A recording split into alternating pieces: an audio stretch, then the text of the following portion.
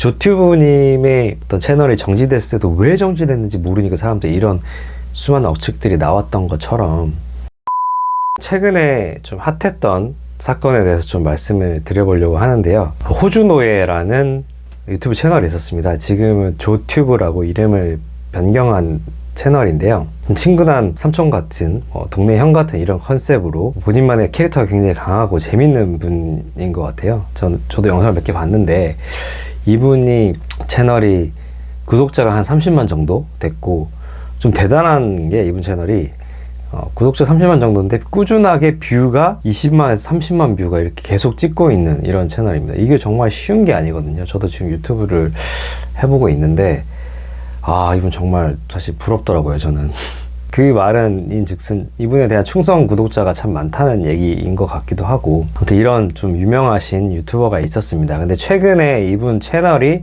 잠시 정지를 당했어요. 근데 어떤 이유에서 정지를 당한 건가? 돌연히 정지를 당했는데 여기에 대해서 수많은 추측들이 나왔습니다. 그래서 요즘에 뭐 이슈 유튜버들이 많이 있죠. 뭐 손새끼, 그리고 뭐 뻑가, 맞짱맨, 뭐 이런 여러 채널들이 있어요. 근데 여기서 이제 이 내용에 대해서 다루게 됩니다. 이게 이래서 이랬을 것이다, 이래서 저랬을 것이다. 근데 이 이슈 유튜버들 중에서도 요즘 제일 유명하신 분이 뻑가님의 어떤 채널인데, 이 뻑가님의 채널에서 이래서 이랬지 않았을까라는 추측성의 영상들을 쭉 올립니다. 이게 올리고 나서 최근에 신기한 게 이 호주노예님 이 조튜브가 채널이 다시 복귀가 됐어요. 그러면서 해명 영상이 올라옵니다. 본인이 이렇게 갑자기 정지를 당한 이유가 무엇인지에 대해서 쭉 이제 해명을 하면서, 그리고 수많은 본인의 사건을 이슈를 다뤘던 이슈 유튜버들에 대한 얘기를 하면서 그 중에 대표적으로 뻑가님의 언급을 하면서 이런 추측성 발언으로 이게 기분이 좀 나쁘다 뭐 이런 뉘앙스로 영상을 올리셨어요.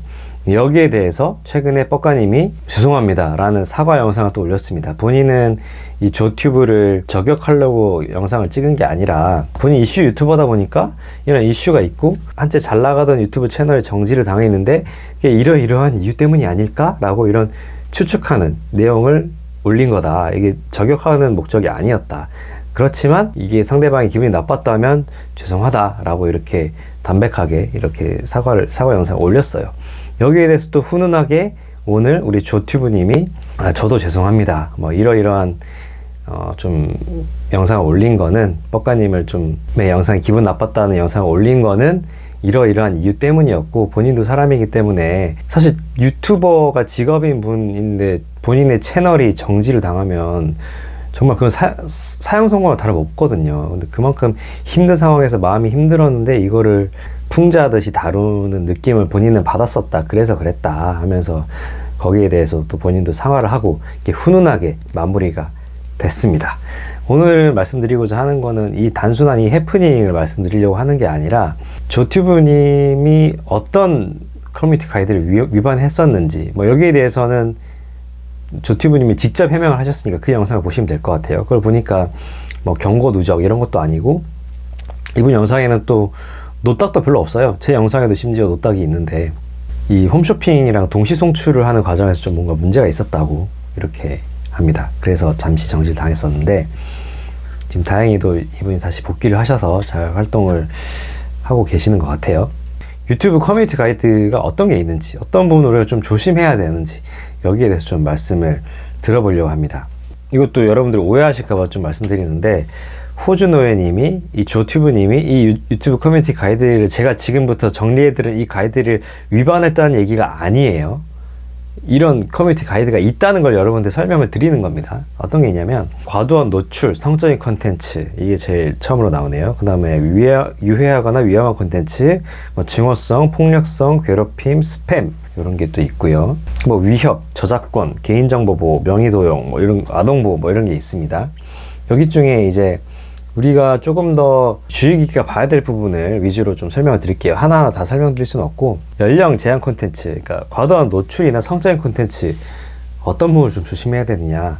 대놓고 성적인 콘텐츠는 뭐 어떤 건지 다 알죠. 굳이 제가 말씀 안 드려도. 근데 유튜브 커뮤니티 가이드에 있는 내용 중에서 조금 볼만한 게 동영상의 초점을 뭐 가슴, 엉덩이 또는 성기에 맞췄는지 여부. 어떤 여성분이 이렇게 좀 예를 들어 비키니를 입고 나왔어요. 이것만 자체로 위반되는 게 아니라 얼굴 전체적으로 찍다 보니까 그게 나왔어요. 뭐 수영장 브이로그라든지 뭐 이런 걸 찍다 보면 그런 게 나올 수도 있잖아요. 그것 자체로 여기에 걸리는 건 아닌 것 같고, 뭐 줌을 클로즈업 한다거나 그런 뭐 가슴 부위라든지 뭐 특정 부위를 클로즈업 하는 것은 좀 문제가 될 수 있다. 이렇게 생각하시면 될 것 같아요. 그 동영상의 인물 자세가 시청자로 하여금 성적으로 자극하려는 의도로 연출되었는지 여부, 자세도 중요하다고 나오네요. 네. 그리고 노골적인 성적인 언어, 그리고 외설적인 표현이 아주 노골적으로 사용되었는지 여부, 이것도 좀 중요하다고 합니다. 그리고 또 54회 통념상 수용할 수 있는지 여부. 네. 근데 이 커뮤니티 가이드라는 것 자체가 사실 조금은 이게 뭐 판례가 있는 것도 아니고 좀 이게 명확한 기준이 있기가 쉽지가 않잖아요. 판단하는 건 사실 유튜브의 판단인데, 유느님의 판단인데, 이런 것들을 조금 더 구체적인 어떤 가이드라인이 좀 제시되었으면 합니다.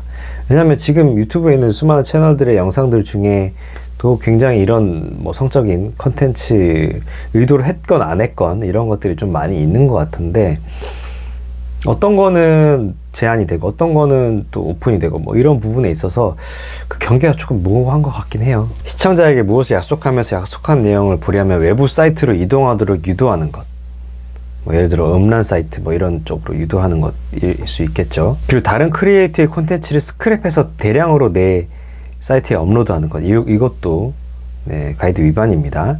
그리고 뭐 소프트웨어를 설치하도록 하는 것, 이것도 마찬가지고, 그리고 태그를 좀 과도하게 넣는 거, 이것도 좀 가이드 위반이라고 합니다. 일명 태그 끼워 넣기. 또 재밌는 게 사기 관련된 가이드라인 중에 빨리 부자가 될 수 있다거나 기적의 치료법, 그리고 암 등의 만성 질환을 완치할 수 있다는 과장 광고, 이것도 금지하고 있다고 하네요. 뭐 내일이면 5만 달러를 벌 수 있다라고 약속하는 영상, 뭐 이런 것들. 댓글에 뭐 다단계를 홍보하는 설문조사 또는 증정품 관련된 댓글을 뭐 하는 것도 문제될 수 있고, 클릭당 지불 추천 링크가 포함된 댓글, 모조품 매장 링크가 포함되어 있는 댓글, 사용자 구독을 유도하는 목적의 동영상, 그리고 소도 구독해주기 동영상, 좋아요 판매를 제한하는 동영상, 이런 인센티브 스팸도 다 금지하고 있어요. 유튜브에서는 다른 콘텐츠 없이 10만 번째 구독자에게 채널을 넘기겠다고 제안하는 동영상, 네, 이런 것들 다 문제가 된다고 하네요. 이런 사례들이 있었나 봐요. 자, 이런 커뮤니티 가이드를 위반하면 어떻게 되느냐, 이걸 보시면 먼저는 주의가 먼저 주어집니다. 일반적으로 주의가 주어지고, 그 다음에 1차 경고가 주어지고, 그 다음 2차 경고, 3차 경고, 채널 폐쇄, 이런 수순이에요. 근데 주의나 1차 경고, 2차 경고, 3차 경고에 다 항소를 할 수가 있습니다. 유튜브의 어떤 처분에 대해서. 1차 경고를 받은 경우에는 동영상 실시간 스트리밍, 스토리 업로드가 다 제한되고요. 일주일 동안. 2차 경고를 받으면 또 2주 동안 컨텐츠를 게시할 수 없고요. 또 3차 경고를 받으면 채널이 영구 삭제가 됩니다. 자, 이 경고를 받았을 때 할 수 있는 조치는 항소를 할 수가 있고요.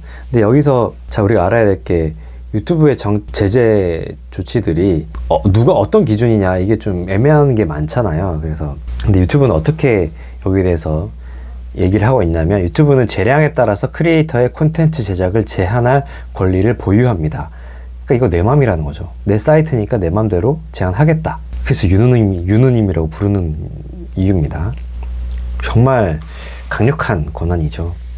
요즘에는 참 유튜브라는 게 아주 어린 아이부터, 진짜 막 유치원생, 이런 어린 아이부터 60대, 70대, 정말 연령과 남녀 성별을 막론하고 모든 사람들이 다 많이 보는, TV보다 더 많이 보잖아요.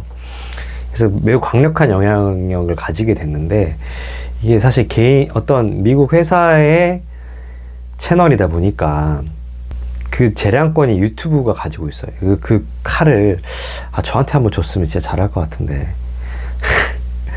칼을 유튜브가 쥐고 있는 겁니다. 우리는 유느님한테 잘 보여야 되는데, 이걸 과연, 사실 수많은 사람들이 이걸로 수익 창출도 하고 뭐 자아 실현도 하고 있고, 정말 좋은 어떻게 보면 또 그런 정치나 이런 거에 있어서도 유튜브 영상으로 엄청난 영향력을 행사하고 있는 이런 시대에 또 뉴스라든지 이런 것도 유튜브로 인한 개인이 만든 영상이 마치 공신력이 있는 뉴스로서 받아들여지기도 있는 상황이기도 하고, 이런 것들 생각했을 때 이런 유튜브 커뮤니티 가이드를 통해서 유튜브 영상들을 제재하는 그런 부분을 유튜브에만 그 권한을 주는 게 과연 이 사회적인 기능이 있으니 이만큼 커졌으니까요, 합당할까라는 생각도 좀 들더라고요. 그래서 유튜브가 이런 권한을 행사하려면 일단은 권한을 행사한 거에 대한 근거를 좀 명백하게 공개를 해줬으면 좋겠고, 그리고 여기에 대해서 항소 절차도 좀 투명하게 공개를 좀 해줬으면 이용자들도 그걸 예측 가능성이 있잖아요. 저 같은 유튜버들도 이런 걸 예측하고, 아, 이런 건 하면 안 되겠구나, 아, 이런 건 하면 되는구나, 이런 것들. 그 항소 절차는 이렇게 계속 우리가 수긍할 수 있어야 되잖아, 이 절차에서. 조튜브님의 어떤 채널이 정지됐을 때도 왜 정지됐는지 모르니까 사람들이 이런 수많은 억측들이 나왔던 것처럼, 네, 이게 남의 일이 아닐 수도 있거든요.